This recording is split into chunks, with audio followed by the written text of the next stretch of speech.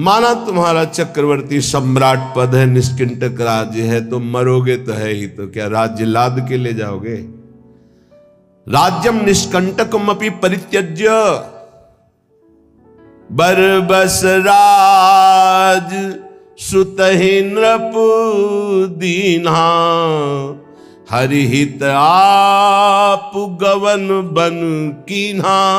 ये तैयारी है, जबरदस्ती छोड़ा जाता है भोगों को, प्यार से नहीं छोड़ा जाता है। ये जो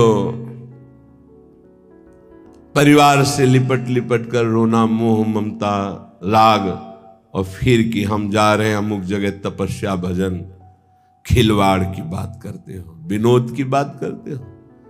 इनको गले लगा करके तुम इन्हीं का चिंतन करोगे। हिमालय, आप काशी, उज्जैन, द्वारिका कहीं भी जाओ, ये मोह का पास तुम्हारे हृदय को बलात् घसीट कर वहीं खड़ा कर देगा जहां से सुधार करना चाहते हो। अचानक, अकस्मात जो मृत्यु तुम्हें सूचना नहीं देगी, उस पर विजय प्राप्त करने के लिए अकस्मात सबके मोह बंधन को काटना होता है। श्रुत बनितादि जान स्वार्थ रत ना करुणे सवीते अंत ही तो तजेंगे पामर तू न तजय बहीते। ये समझ में नहीं आएगा क्योंकि बुद्धि अपवित्र है, इसलिए ये समझ में नहीं आएगा।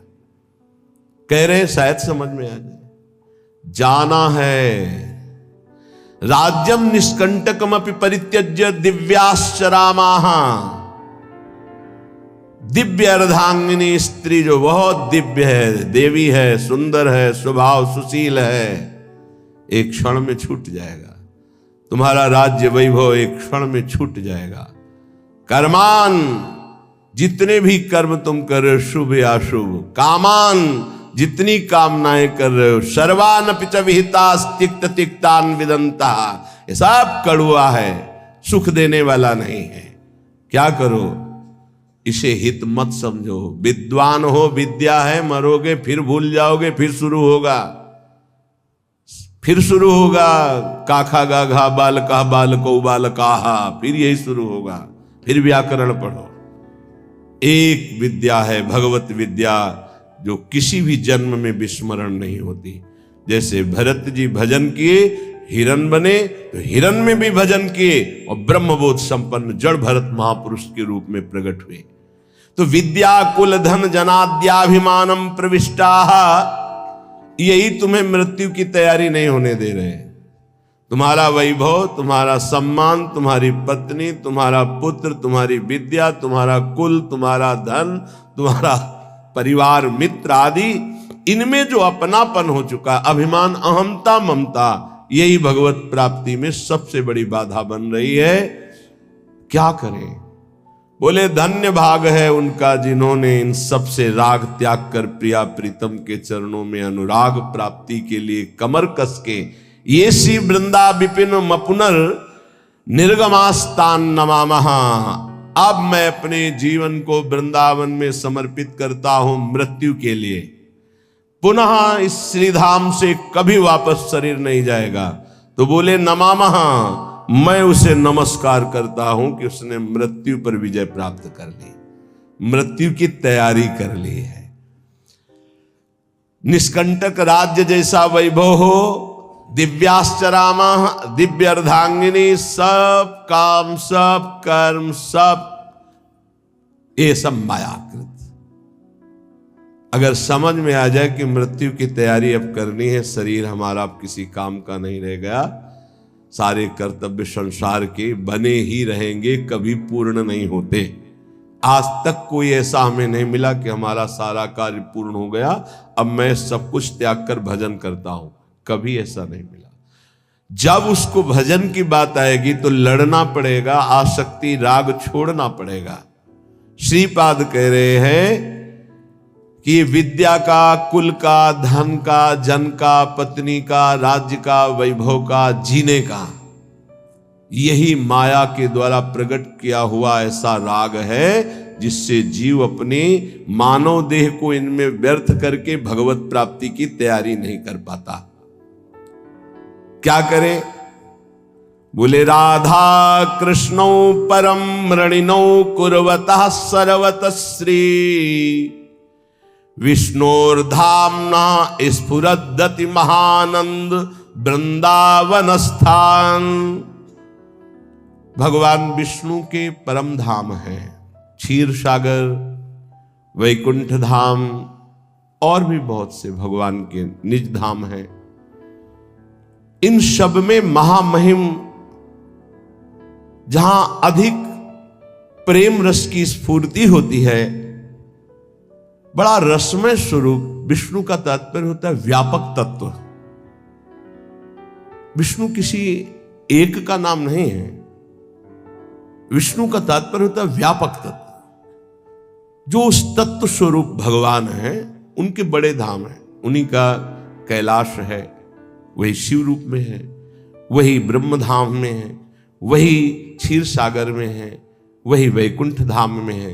बोले उन्हीं परम तत्व का एक बड़ा रसमय धाम है जहां प्रेम की अत्यंत अधिकता है, उसका नाम वृंदावन धाम है।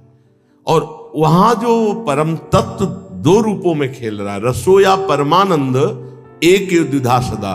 जो रस परमानंद में तत्व है वो एक होते हुए द्विधा दो रूपों में खेल रहा है, श्यामा श्याम के रूप में। राधा कृष्णो परम मृणिनो कुर्वतः सर्वतः श्री विष्णुर्धाम्ना स्फुरद्दति महानंद वृंदावन स्थान। बड़ी महिमा की बात कह रहे हैं। यदि आपको श्रीधाम वृंदावन आने को मिल गया, श्रीधाम वृंदावन का परिचय मिल गया, अब तुम्हें यहां ऐसे रहना है। अगर रहने को मिल जाए आजीवन, तो कह रहे हैं जंतुन हंतुम विरचित कृति नप्युरूप प्रेम भाजऊ। चाहे वो मेरे को अंग अंग काट दे तो भी मैं नहीं जाऊंगा वृंदावन से। ये आखिरी मृत्यु पर विजय प्राप्त करने की बात है, क्योंकि साधना करके भगवत प्राप्ति करना बहुत कठिन है। तो आश्रय से भगवत प्राप्ति होती। धाम का आश्रय, धामी का आश्रय, नाम का आश्रय, लीला का आश्रय, सबसे ज्यादा सरल पड़ता है धाम का आश्रय। जो निरंतर नाम जप करने का फल है वो निरंतर जो धाम वास कर रहे हैं उनको स्वाभाविक मिल रहा है। जो निरंतर रूप ध्यान का फल है वो धामवासी को मिल रहा है। जो निरंतर लीला चिंतन में डूबे हुए महापुरुषों की गति वही निरंतर धामवासी को प्राप्त होगी। बहुत दुर्लभ है श्री धाम वृंदावन का अखंडवास। कह रहे हैं कि जंतुन हंतुम, यहां के कोई जीव जंतु या यहाँ के कोई ब्रजवासी जन यदि वो हम पर प्रहार करते हैं तो हमें सह लेना चाहिए, पलट कर वार नहीं करना चाहिए। मृत्यु की तैयारी करने वाले की बात कह रहे हैं, यहां तो बड़ी बात कह रहे हैं। जंतुन हंतुम, मुझे मार ही क्यों न डाले, बड़ी बात कह रहे हैं श्रीपाद। ये तैयारी हो जाएगी, आपको प्रिया प्रीतम की प्राप्ति हो जाएगी। बहुत कठिन है ऐसा समर्पण होना। जंतुन हंतुम, कोई भी जीव जंतु। एक बार काली देह में जहां पूज्य श्री जगदीश बाबा रहते, वहीं श्रीधर बाबा विराजमान थे जिनकी सेवा में जाते थे। उन्होंने बताया था कि एक वृद्ध संत 2:30 बजे रात्रि की परिक्रमा लगाते थे। तो सर्दी के समय 2:30 बजे रात्रि के बहुत ही बिरला कोई 1-2 परिक्रमा में, तो कुछ ऐसे भगवान की लीला से कुत्ते थे जो सर्दियों में अगर सूकर निकल पड़े तो घेर कर उसे मार देते थे, वो खाते थे। और बाबा उधर से निकले तो उसी आवेश में वो कुत्ते बाबा के ऊपर टूट पड़े। अब एक छड़ी वयोवृद्ध संत गिरा के कितनी जगह उनको खाया। तब कोई परिक्रमार्थी कितने मिनट बाद निकला होगा, जब देखा हल्ला मचाया तो खून खच्चर से उनको उठा के कालीदह के स्थान में आश्रम पे लाए। बस उनके मुंह से राधा राधा राधा।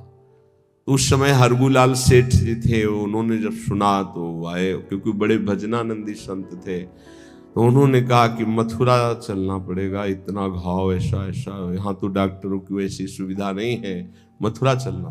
पूरा नहीं, हम जीने के लिए वृंदावन नहीं आए, हम मरने के लिए आए हैं। और ये प्रियाजू ने हमें बुलाने की लीला की है, मुझे मथुरा नहीं जाना।